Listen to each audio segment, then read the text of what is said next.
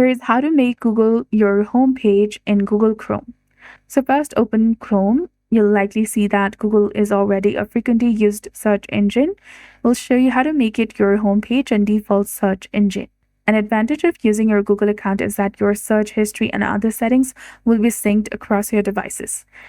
So to begin, look at the top right corner of the Chrome and click on the three dots. Now from the menu that appears, you need to go ahead and tap on Settings. In the Settings menu, go to the left side and click on Search Engine, that is between Appearance and Default Browser.